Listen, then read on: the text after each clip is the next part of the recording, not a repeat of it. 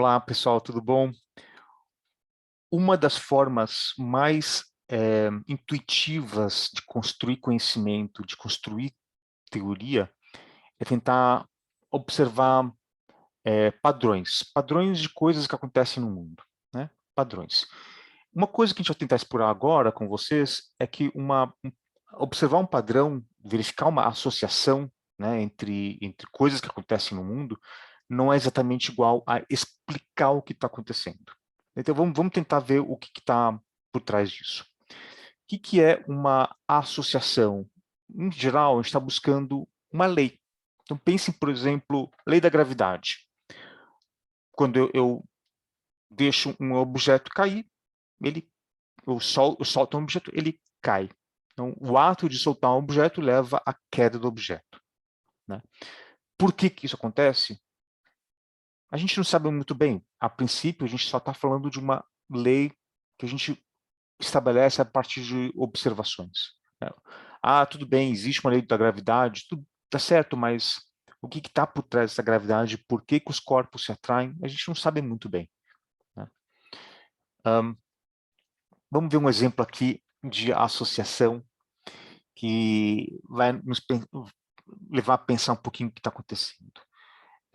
Esse aqui é um gráfico que associa consumo per capita de chocolate em vários países e número de prêmios Nobel em cada país. Então, vocês estão vendo aqui, quanto mais eu tenho um consumo de chocolate por país, mais eu tenho prêmios Nobel no país.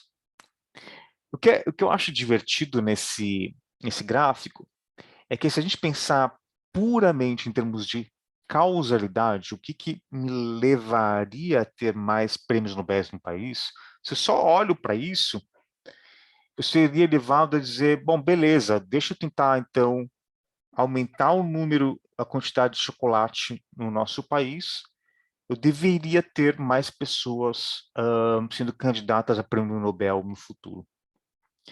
Então, alguém deveria dizer alguma coisa do tipo, não, peraí, isso é besteira, porque o que leva a prêmio Nobel não é mais chocolate, de repente é algum tipo de produção científica relevante, uma série de outras coisas. E alguém de vocês poderia dizer, não, tudo bem, mas seja lá aquilo que leva a uma boa educação, uma boa pesquisa científica relevante, também é aquilo que leva a um consumo maior de chocolate. Alguém aqui pode dizer renda, PIB per capita, etc. Mas o meu ponto é que a partir do momento que a gente começa a falar assim, não, pera, tem alguma besteira aqui, a gente não pode simplesmente falar que uma coisa causa a outra, é um exercício da gente tentar realmente entender o que está acontecendo, qual é o mecanismo. A gente não se satisfaz puramente com uma correlação, né? Uma associação, uma correlação.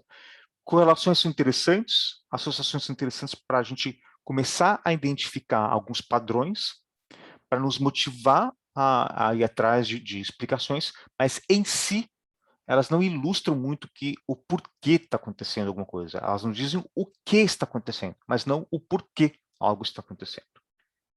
Tá? Então isso é uma coisa que é super importante a gente ter em mente. Quando a gente está começando a realmente pensar no que está acontecendo por trás de um fenômeno, a gente está indo atrás de uma causalidade. Então, o filósofo da ciência que mais enfatizou isso foi o David Hume.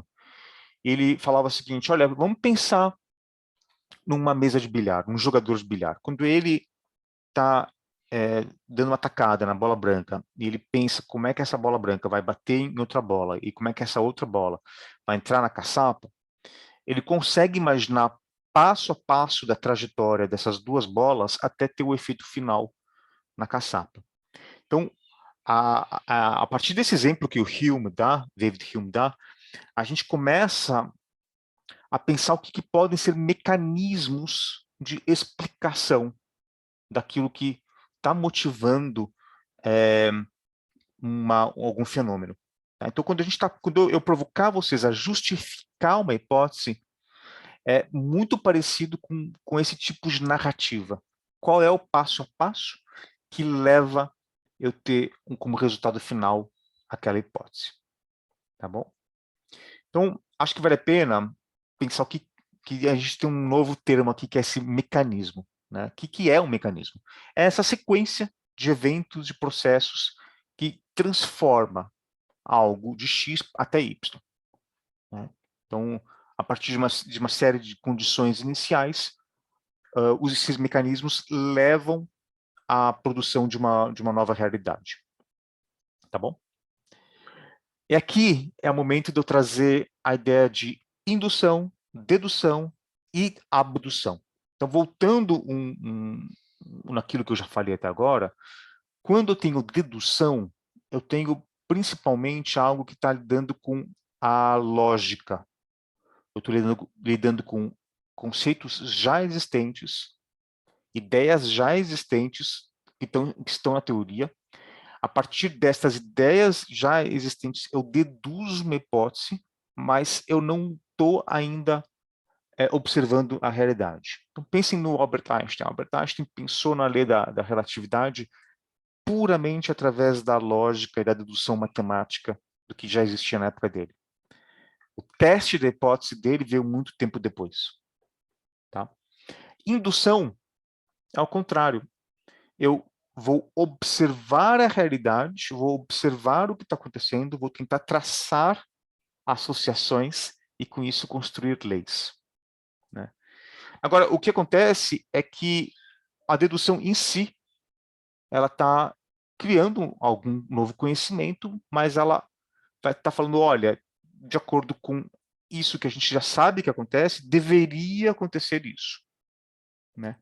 A indução, ela só está dizendo o que acontece, mas não está dizendo o porquê acontece, tá bom? A abdução é quando uma coisa se choca na outra. Eu tenho hipóteses, eu vou observar dados na realidade, eu tenho algum tipo de choque. Às vezes o que eu observo não corrobora direito as hipóteses ou me traz uma nova informação. Eu sou obrigado a rever a minha teoria. Então, o que Charles Peirce propôs no século passado foi que nova teoria só surge quando eu tenho um choque entre as hipóteses que eu proponho e aquilo que eu estou observando. Ou seja, só existe real construção de nova teoria quando eu tenho abdução. Por que eu estou trazendo esses conceitos para vocês? Porque é muito comum, num trabalho científico, a gente fazer todo esse trabalho de construção de hipótese, teste de hipótese, e ficar muito satisfeito apenas com a informação que a gente corroborou ou não corroborou as hipóteses que a gente propôs. Tá? O que eu estou propondo é que muitas vezes, quando a gente obtém dados e começa a testar, e aí, às vezes aqueles dados não nos permitem corroborar as hipóteses, isso permite que a gente olhe o fenômeno de outros ângulos e tente construir novas hipóteses. Tá? A gente vai fazer alguns exercícios para tentar pensar sobre isso. Por enquanto, eu queria só sumarizar esses tópicos que a gente viu agora. Então, o que é inferência? É quando eu parto dos dados, tento estabelecer leis e padrões. Dedução. Eu parto das teorias existentes, faço uma dedução lógica, e aí depois disso eu vou coletar os dados para testar essas hipóteses.